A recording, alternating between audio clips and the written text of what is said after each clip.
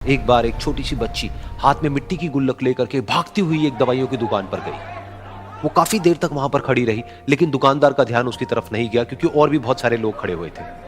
उसने दुकानदार को कई बार बुलाया, लेकिन वहां पर भीड़ इतनी थी कि दुकानदार का ध्यान उसकी तरफ गया ही नहीं।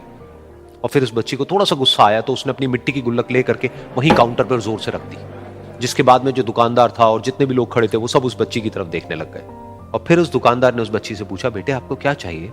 तो वो बड़े ही भोलेपन से बोली कि मुझे एक चमत्कार चाहिए। ये सुनकर के दुकानदार को कुछ समझ नहीं आया, ना ही वहां पर जो लोग थे उनको कुछ समझ में आया, और सब उसकी तरफ देखने लग गए। फिर दुकान, बेटे चमत्कार तो यहाँ पर नहीं मिलता है।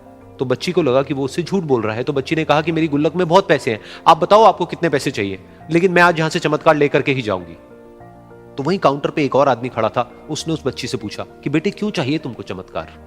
तब उस बच्ची ने अपनी कहानी बताई कि अभी कुछ दिन पहले मेरे भाई के सर में बहुत तेज दर्द हुआ, तो मेरे पापा मम्मी उसको हॉस्पिटल ले गए। उसके बाद कई दिन तक मेरा भाई घर नहीं आया। तो मैंने कई बार अपने पापा से पूछा, लेकिन उन्होंने मुझे कुछ नहीं बताया। उन्होंने बार बार यही कहा कि वो आ जाएगा, वो कल आ जाएगा, वो कल आ जाएगा, लेकिन वो आ ही नहीं रहा था। तो मैंने देखा कि मम्मी रो रही है, और पापा मम्मी को कह रहे थे कि उसकी दवाइयों के लिए और उसके इलाज के लिए जितने पैसे चाहिए उतने मेरे पास में नहीं है, अब उसको कोई चमत्कार ही बचा सकता है।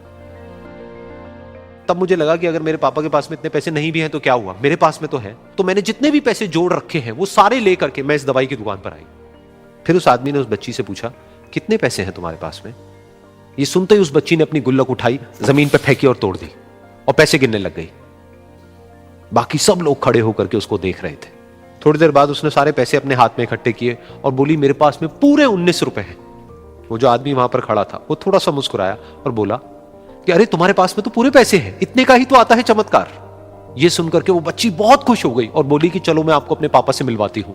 बाद में पता लगा कि वो आदमी कोई आम आदमी नहीं था, बल्कि एक बहुत बड़ा न्यूरोसर्जन था, और उसने सिर्फ 19 रुपए में उसके भाई की सर्जरी करी, और कुछ ही दिन बाद वो ठीक होकर के घर वापस आ गया। फिर कुछ दिन बाद वो बच्ची, उसका भाई, उसके पापा, उसकी मम्मी चारों एक साथ बैठे हुए थे और बात कर रहे थे। तो उसकी मम्मी ने उसके पापा से पूछा कि अब तो बता दो ये चमत्कार आपने किया कैसे?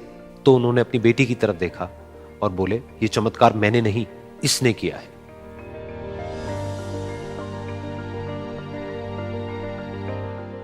तो यहां पर एक बहुत बड़ी बात है जो हम उस छोटी सी बच्ची से सीख सकते हैं कि जिंदगी में कभी कभी ऐसा होता है कि हमको कोई रास्ता नजर नहीं आ रहा होता है और हम लोग हिम्मत हार जाते हैं। तब हमारे अंदर एक बच्चा होता है जो कोशिश करने से कभी भी पीछे नहीं हटता है।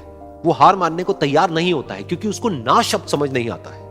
वो बच्चा जिसके लिए कुछ भी नामुमकिन नहीं है, क्योंकि वो हर हाल में कोशिश करता ही रहता है।